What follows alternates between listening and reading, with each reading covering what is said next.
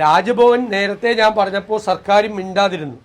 രാജ്ഭവനിൽ RSS നേതാവ് ഗുരുമൂർത്തിയെ കൊണ്ടുവന്ന് ഓപ്പറേഷൻ സിന്ദൂറിനെ കുറിച്ച് പറയാൻ വേണ്ടിയിട്ടാണ് കൊണ്ടുവന്ന് മുൻ പ്രധാനമന്ത്രിമാരെ, ഈ രാജ്യം ആദരിക്കുന്ന മുൻ പ്രധാനമന്ത്രിമാരെ മുഴുവൻ അപമാനിച്ചും അധിക്ഷേപിച്ചും സംസാരിച്ചു. ഒരു RSS നേതാവിനെ കൊണ്ടുവന്ന് രാജ്ഭവൻ അത്തരം കാര്യങ്ങൾക്കുള്ള വേദി ആക്കരുത്, അതിശക്തിയായി ഞങ്ങൾ പ്രതിഷേധിച്ചു. ഈ പിണറായി വിജയൻ ചുണ്ടൊന്നനക്കിയോ? ഒരു പ്രശ്നമില്ല. ഈ CPM എന്തെങ്കിലും പറഞ്ഞോ? ഒരു കുഴപ്പമില്ല അവർക്ക്. രാജ്ഭവനിൽ എന്തോ ആവാം, മനസ്സിലായില്ലേ? അപ്പോൾ രാജ്ഭവൻ RSSന്റെ ആസ്ഥാനമാക്കി മാറ്റാൻ പാടില്ല. അതൊരു ഭരണഘടനാ സ്ഥാപനമാണ്.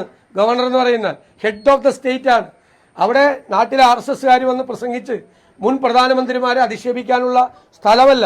ഓപ്പറേഷൻ സിന്ദൂരിനെ കൊണ്ട് സംസാരിക്കണമെങ്കിൽ ഡിഫൻസ് എക്സ്പെർട്ടുകളെ കൊണ്ട്, വിദേശകാര്യ വിദഗ്ധന്മാരെ കൊണ്ടുവന്ന് സംസാരിപ്പിക്കണം. അന്ന് ഞങ്ങൾ പറഞ്ഞപ്പോൾ മിണ്ടാതിരുന്ന ആളുകളാണ്. പേടിയാണ് ഇവർക്ക്, ഗവർണറെ കുറിച്ച് പറയാൻ പോലും പേടിയാണ്.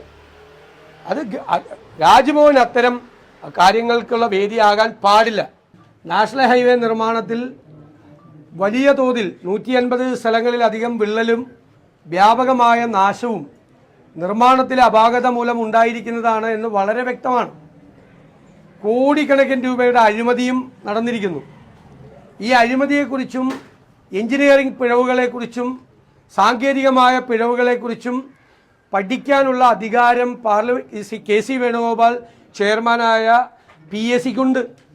അവരത് അന്വേഷിക്കുമ്പോൾ സംസ്ഥാന ഗവൺമെൻറ് എന്താണ് പ്രശ്നം? ഈ പാലാരിവട്ടം പാലം ഇടിഞ്ഞു വീണില്ലല്ലോ.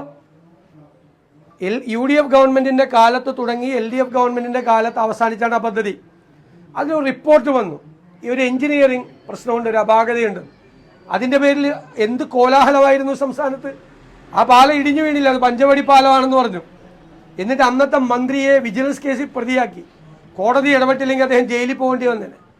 അത് ചെയ്ത ഈ CPM ഇപ്പോൾ സംസ്ഥാനത്തെ നാഷണൽ ഹൈവേയിൽ ഉണ്ടായിരിക്കുന്ന കോടിക്കണക്കിന് രൂപയുടെ അഴിമതിയും 150 സ്ഥലത്ത് പാലം തകർന്നതും ഒരു കുഴപ്പമില്ലെന്നാണ് പറയുന്നത്. ഒരു ഇരട്ടത്താപ്പാണിത്, ഇരട്ടത്താപ്പ്. പേടിയാണ്.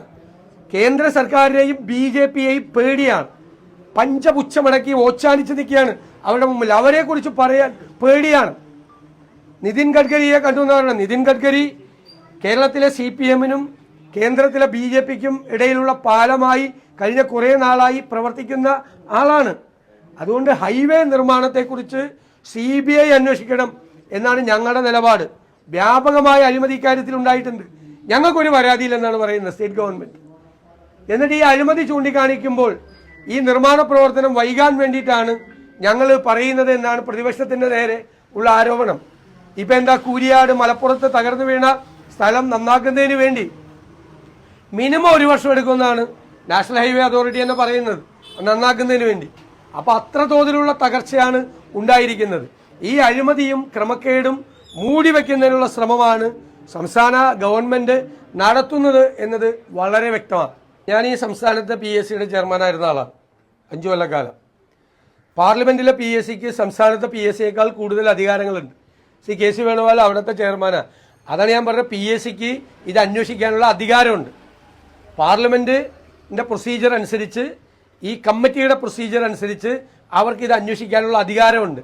അതിനെ ഭയപ്പെടുന്ന എന്തിനാ ഇവരെന്തിനാ പേടിക്കുന്നത്? ഇവർക്ക് കൂടി ഷെയർ ഉണ്ടോ അതിൻ്റെ അകത്ത്? ഇവർക്ക് കൂടി ഈ അഴിമതിയിൽ പങ്കാളിത്തം ഉണ്ടോ? ഇവരെന്തിനാ പേടിക്കുന്നത്? അത് BJP സർക്കാരിൻ്റെ പദ്ധതിയല്ലേ. ആ പദ്ധതിയിൽ ഒരു പാളിച്ച വന്നപ്പോൾ ആ പാളിച്ചയെക്കുറിച്ച് അന്വേഷിക്കണം. പാർലമെൻറ്റിൽ എല്ലാ അംഗങ്ങളും ഉണ്ട്, BJP അംഗങ്ങൾ ഉൾപ്പെടെയുള്ള എല്ലാ അംഗങ്ങളും ഉണ്ട് PSCയിൽ. അവർ വന്ന് അന്വേഷിക്കുന്നതിൽ എന്താ തെറ്റ്? ഇവിടെ കേരളത്തിൽ അത്തരം അന്വേഷണങ്ങൾ നടത്തിയിട്ടുണ്ടല്ലോ ഇതിനു മുമ്പ്. അപ്പോൾ PSCക്ക് അധികാരമുണ്ട്. അത് ഭയമാണ്. കുഴപ്പത്തിലാവോ എന്നുള്ള പേടിയാണ്. അതാണ് ഞാൻ ചോദിച്ചത്. അധികാരമുണ്ട്.